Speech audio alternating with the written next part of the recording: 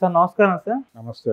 Sir Jagan గారి ఋషికొండలో ఆయన palace కట్టించారు కదా, ఆ ప్యాలెస్ పైన ఇప్పుడు తీవ్ర స్థాయిలో విమర్శలు వస్తున్నాయి సార్. అంటే ప్రజాధనాన్ని చాలా మొత్తం వృధా చేసేసారు జగన్మోహన్ రెడ్డి గారు. 500 కోట్లు పెట్టి అంత పెద్ద ప్యాలెస్ కట్టారు. ఆ బాత్ టబ్కు ఆ వాష్ టబ్కు కూడా భారీ ఎత్తులో ఖర్చు చేసేసారని చెప్పేసి ఆ వీడియోలని మొత్తం కూడా సోషల్ మీడియాలోకి వదలడం మనం చూస్తున్నాం సార్. మరి దాని గురించి ఏం చెప్తారు సార్ మీరు? అంటే జగన్మోహన్ రెడ్డి గారు తన కోసం కట్టుకున్న ప్యాలెస్గా ప్రొజెక్ట్ చేస్తున్నారు, కానీ ఆయన తన కోసం కట్టుకుంటున్నట్టుగా చెప్పలేదు. అయితే తను ఈసారి ప్రమాణ స్వీకారం వైజాగ్లో చేస్తాను అని చెప్పాడు. ఆ మాట ఐపాక్ వారికి భరోసా ఇస్తూ మాట్లాడిన ఉపన్యాసంలో కూడా ఉంది. అవును, వైజాగ్లో మనం ప్రమాణ స్వీకారం చేయబోతున్నామని ప్రకటించాడు ఆ రోజు కూడా. అయితే వైజాగ్ నుంచి పరిపాలన అనేది ఆయన ఒక ఎజెండా అంశంగా మాట్లాడి ఉన్నాడు కాబట్టి అక్కడ సీఎం ఆఫీస్ ఉండాలి, సీఎం నివాసం ఉండాలి అని ఒక పర్మనెంట్ నివాసాన్ని ఏపీ సీఎం కోసం కట్టారు. అక్కడ జగన్మోహన్ రెడ్డి కోసం కాదు. అందులో ఉన్న ఫెసిలిటీస్ అన్నీ కేవలం జగన్మోహన్ రెడ్డి మాత్రమే అనుభవించడం కోసం కాదు, ఎవరు సీఎం అయినా అనుభవించడానికి. విశాలమైనటువంటి ఒక కాన్ఫరెన్స్ రూమ్ ఉంది, అది చూపించారు చాలా లావిష్గా. అలాగే వాష్రూమ్లు, అక్కడున్న ఫిట్టింగ్స్, టబ్బులు అన్నీ చూపించారు. అంటే ఇప్పుడు ప్రస్తుతం తెలుగుదేశం పార్టీ నాయకుల ఇళ్లల్లోకి వెళ్ళి వాళ్ళ వాష్రూమ్లోకి వెళ్ళి వీడియోలు తీస్తే అంతకంటే బెటర్ క్వాలిటీ కంటైనర్లే దొరుకుతాయి అక్కడ. బాత్ టబ్బులు ఇవన్నీ ఇప్పుడు ఆ చూపించిన దాని స్థాయిలోనే ఉండొచ్చు, అంతకు మించి ఉండొచ్చు, అంతకంటే తక్కువ స్థాయిలో ఉంటాయని నేనైతే అనుకోవడం లేదు. జనరల్గా ఆయన ఒక నిర్మాణం చేశాడు. ఆ నిర్మాణంలో మీరు అంటే విమర్శించదలుచుకున్నారు కాబట్టి, దాడి చేయదలుచుకున్నారు కాబట్టి చేసిన ప్రతి పనిని విమర్శించడం అనేది ఒక ప్రోగ్రాం. ఇది అపోజిషన్ని పూర్తి స్థాయిలో చంపేయాలి అనేటువంటి ప్రోగ్రాంలో భాగంగా ఎన్నికలలో గెలిచేశామనేటువంటి ఆనందం కన్నా కూడా ప్రతిపక్షాన్ని సమూలంగా నాశనం చేయాలి అనేటువంటి తపన కనపడుతోంది ఈ విషయాల్లో, పర్టికులర్గా ఋషికొండ వ్యవహారంలో. పైగా ఆయన కొంత ఫర్నిచర్ని తన ఆఫీస్ కోసం, ఇప్పుడు ప్రస్తుతం ఆయన నివాసం ఉంటున్నటువంటి ఇల్లు ఉంది కదా, అది దాన్ని కూడా ప్యాలెస్ అంటారు, తాడేపల్లి ప్యాలెస్. ఈ తాడేపల్లి ప్యాలెస్లో ఆయన కార్యాలయంగా వాడుతున్నటువంటి చోట కూడా కొంత ఫర్నిచరు గవర్నమెంట్ ఖర్చుతో నడిచింది అనేది కూడా ఒక అభిప్రాయం మాట్లాడుతున్నారు. కేవలం ఋషికొండే కాదు, ఋషికొండ ప్యాలెస్, తాడేపల్లి ప్యాలెస్ కూడా. ఈ కలిపి మాట్లాడేటువంటి క్రమంలో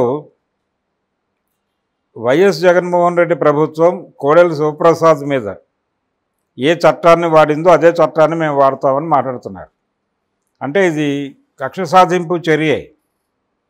కక్ష సాధింపు చర్యలో భాగంగానే ఈ ప్యాలెస్ మీద, అంటే ప్యాలెస్ అని వాళ్ళు చెప్తున్నారు, ఆయనేమో సీఎం క్యాంప్ ఆఫీస్ అన్నాడు. CM camp office YS Rajasekhara Reddy టైంలో అప్పటి వరకు సీఎంకి ప్రత్యేకంగా ప్రభుత్వం వైపు నుంచి ఒక ఆఫీస్ లేదు, ఒక నివాస గృహం లేదు. మొదటిసారిగా వైఎస్ రాజశేఖర రెడ్డి ఇప్పుడు మనం బేగంపేటలో చూస్తున్నటువంటి సీఎం క్యాంప్ ఆఫీస్ అని చెప్పుకుంటున్నటువంటి నిర్మాణం రాజశేఖర రెడ్డి టైంలో జరిగింది. అప్పుడు కూడా విమర్శించారు, ఏదో తన కోసం కట్టుకుంటున్నాడు అని. అప్పుడు కూడా ఇలాంటి కథనాలు వచ్చినాయి, దానిలో ఇలా ఉంటుందట అలా ఉంటుందట అని. యాజ్ ఇట్ ఈజ్గా అదే కథనం ఇప్పుడు పట్టుకొచ్చి ఇక్కడ పేర్లు మార్చి, అదేదో కోట శ్రీనివాసరావు అన్నట్టు నేమ్స్ చేంజ్డ్, స్టోరీ సేమ్ అని అదే కథని పట్టుకొచ్చి పేర్లు మార్చి ఇక్కడ వాడుతున్నారు. తాడేపల్లి ఆయన సొంత పేరుతో కొనుక్కోలేదు, అక్కడ స్థలం లేదు. వీళ్ళు తరచూ మాట్లాడారు. నిన్న రఘురామకృష్ణరాజు ఒక ఛానల్లో జరిపినటువంటి ఇంటర్వ్యూలో చాలా ఎక్కువసార్లు భారతి గారి పేరు పట్టుకొచ్చాడు. ఆవిడ కోసం కట్టాడు, ఇది తాజ్మహల్ అని పోల్చాడు. షాజహాన్ తాజ్మహల్ నిర్మించాడు. షాజహాన్ ఆ రోజున తాజ్మహల్ ఎలా నిర్మించాడో తన ప్రేయసి కోసం, ముంతాజ్ కోసం, అలాగే ఇక్కడ భారతి గారి కోసం ఈ నిర్మాణం జరిగిందని మాట్లాడాడు ఆయన. ఏం హక్కు ఉందని మాట్లాడతాడు ఆయన? అది ప్రభుత్వ స్థలంలో ప్రభుత్వ నిర్మాణం ఆ రేంజ్లో ఉండాలని ఆయన కోరుకున్నాడు. మరీ ఇంత అక్కర్లేదు అని చెప్పచ్చు, తప్పులేదు. అసలు అది రెడిక్యూల్ చేస్తూ జోకులు వేయటం, దానిలోకి వాళ్ళ కుటుంబ సభ్యుల్ని లాక్కొచ్చి వాళ్ళని కట్టేసి దానిలో మాట్లాడటం అనేది ఇది డెఫినెట్గా కక్ష సాధింపు చర్య. జగన్మోహన్ రెడ్డిని రోజు విమర్శించకపోతే రోజు గడవదు అనే పరిస్థితి. ఆ ఎజెండాలో మాట్లాడుతున్నారు వీళ్ళందరూ. పెడితే పెట్టచ్చు. ఆ రోజున కోడెల శివప్రసాద్ని ఒక రకంగా రెడిక్యూల్ చేశారు వైసీపీ వాళ్ళు. ఆయన స్పీకర్గా ఫర్నిచర్ కొంత ఇంటికి వెళ్ళింది, ఆ ఫర్నిచర్కి లెక్కలు చెప్పలేదు అనేది ఎలిగేషన్. ఆ రోజున వీళ్ళు దాడి ఉధృతం చేశారు, ట్రోల్ చేశారు ఆయన్ని వైసీపీ వాళ్ళు. అయితే అదే సమయంలో ఆయనకి ఇంటికి సంబంధించిన సమస్యలు ఏవో ఉన్నాయి, కుటుంబ సమస్యలు ఉన్నాయి ఆయనకి. ఒకవైపు అవి పరిష్కరించుకునే టైంలో ఇక్కడి నుంచి దాడి మొదలైంది. ఈ దాడిని పార్టీ పట్టించుకోవాలి. కోడెల శివప్రసాద్ పర్సనల్ అఫైర్ లాగానే తెలుగుదేశం కూడా చూసింది. తెలుగుదేశం దూరంగా జరిగింది. దాంతో లోన్లీనెస్ ఫీల్ అయ్యి ఆత్మహత్య చేసుకున్నాడు ఆయన. ఒంటరితనానికి గురై కోడెల శివప్రసాద్ ఆత్మహత్య చేసుకున్నాడు.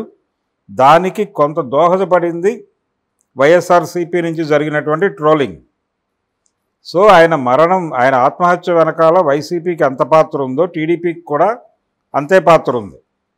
దాన్ని ముందు అంగీకరించాలి వాళ్ళు. ఇప్పుడు కూడా కోడెల మీద ఏ సెక్షన్స్ పెట్టారో అవే సెక్షన్స్ జగన్ మీద పెట్టండి అని మాట్లాడుతున్నారు టీడీపీ నాయకులు. పెట్టండి, తప్పే ఉంది దానిలో. ఇప్పుడు ఆయనేమీ అంటే వీళ్ళ ఉద్దేశం ఏంటి? ఈ మధ్య అయ్యన్న పాత్రుడి వీడియో ఒకటి బయటకు వచ్చింది. ఓడిపోయాడు తప్ప చచ్చిపోలేదు కదా, అంటే సమస్య పరిష్కారం కాలేదు కదా అని. మనకు ఒక పాత సామెత ఉంది, పిరికివాడి కంటే క్రూరుడు ఉండడు అని. అంటే ధైర్యవంతుడు ఒక దెబ్బేసి వదిలేస్తాడు, పోయి బతుకుతాడని. పిరికివాడు అలా అనుకోడు, వాడికి భయం ఉంటుంది కదా వీడితో. అంచేత వీడు చచ్చే పరిస్థితికి వెళ్ళినప్పుడు ఎందుకు బతకనివ్వాలి, పూర్తిగా చంపేస్తే మనం ధైర్యంగా బతకచ్చు కదా అని అనుకుని చంపేస్తాడు. ఆ పిరికివాడి కంటే పిరికివాడి కంటే ప్రమాదకరం మరొకడు ఉండడు అనేది సామెత. దాదాపు అదే సామెత పద్ధతిలో నడిచింది అయ్యన్న పాత్రుడి వీడియో. ఓడిపోయాడు తప్ప చచ్చిపోలేదు కదా అన్నట్టు చాలా క్యాజువల్గా ఆయన. ఇప్పుడు చంపేయటం కోసం అంటే ఆత్మహత్య చేసుకోవాలన్న మోటోలో కోడెల సెక్షన్సే పట్టుకులండి అని మాట్లాడుతున్నారండి. ఈయన కండిషన్ అది కాదు, కోడెల కండిషన్ వేరు, ఇతని కండిషన్ వేరు. ఓకే, కోడెలని ఒంటరిని చేసి అతని చావులో భాగం పంచుకుంది టీడీపీ. అది తెలియదు వీళ్ళకి, అది ఎవరు పట్టించుకోరు. ఆయన ఏ మనిషి అయినా సరే ఆత్మహత్య చేసుకోవడం అనేది ప్రధానంగా లోన్లీనెస్ వల్లనే జరుగుతుంది. అంటే ఎవరు తనతో లేరు, ఎవరు తన సమస్యలు పట్టించుకోరు అని అనిపించటమే మనిషి జీవితానికి రాజీనామా చేయాలనే నిర్ణయం వైపు నడవటం. ఆ కండిషన్ కల్పించారు మీరు. మీ నాయకుడు కూడా నోరు తెరవలా. అప్పుడు చంద్రబాబు గారు కూడా చాలా సైలెన్స్ మెయింటైన్ చేశాడు. ఏం మాట్లాడితే ఎటు వెడుతుందో అన్న టోన్లో వ్యవహరించాడు ఆయన. చనిపోయిన తర్వాత చాలా గంభీరమైన ఉపన్యాసం ఇచ్చాడు అక్కడికి వెళ్ళి, అది వేరే గొడవ. ఆయన బతకటం కోసం ఆయనకు సహాయం చేసే ప్రయత్నం చచ్చినా చంద్రబాబు చేయాల, అది వాస్తవం. అందుకని ఆ కండిషన్లో జగన్మోహన్ రెడ్డి లేడు. ఇప్పుడు ఆయనే పార్టీయే ఆయన అయి ఉన్నాడు ఆయన. సో ఆయన ఇప్పుడు లోన్లీ అయ్యే ప్రశ్న లేదు. మీరు ఆ సెక్షన్స్ పెడితే భయపడే పరిస్థితుల్లోనూ లేడు ఆయన. ఆయనకి జైలు కొత్త కాదు, కోర్టు కొత్త కాదు. కావాలంటే అది మీరు నోటీస్ ఇచ్చిన ఉత్తర క్షణం అవన్నీ తీసుకొచ్చి మీకు సరెండర్ చేయగలడు. ఏవేవైతే మీరు ఉన్నాయని ఎలిగేట్ చేస్తున్నారో అది తీసుకొచ్చి మీకు 2 నిమిషాల్లో హ్యాండ్ ఓవర్ చేయగలడు అతను. సో అలా కార్నర్ చేసి తను ఏదో కోడెల్లాగా వేసేద్దాం అనుకుంటే కుదిరే పని కాదు.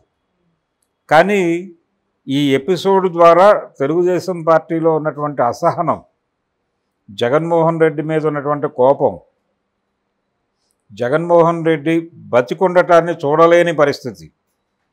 ఇవన్నీ ఓపెన్గా ప్రపంచానికి అర్థమయ్యేలాగా ఉన్నాయి. ఓకే. ఇలా ప్రపంచం ముందు నగ్నంగా నిలబడటం వలన ప్రమాదాలు ఉంటాయని గమనించాలి. జనం దీని గురించి ఆలోచించడం మొదలు పెడితే నెమ్మదిగా టర్న్ మొదలవుతుంది. ఆ టర్న్ వైపు వాళ్ళు వెళ్లకుండా చూసుకోవటం వీళ్ళ బాధ్యత. అందుకని కక్ష సాధింపు రాజకీయాలు చేయటం మా సంస్కృతి కాదు అని పవన్ కళ్యాణ్ మాట్లాడినా, చంద్రబాబు మాట్లాడినా అది ఆచరణాత్మకంగా జరగకపోతే మాత్రం ప్రజలు వీళ్ళ మాటలని పట్టించుకోవడం మానేస్తారు నెమ్మదిగా. అది గుర్తుంచుకొని మసులుకోవాలి. అది ఋషికొండ ఇంటి గురించి వివాదం అయినప్పటికీ, లేకపోతే తాడేపల్లి ప్యాలెస్లో ఉన్నటువంటి కార్యాలయానికి సంబంధించిన ఎపిసోడ్ కానీ కొంత సంయమనంతో మాట్లాడాల్సినటువంటి అవసరం ఉంది. దాన్ని తెలుగుదేశం పార్టీ నాయకులు, కేడరు కూడా గుర్తించాల్సిన అవసరం ఉంది.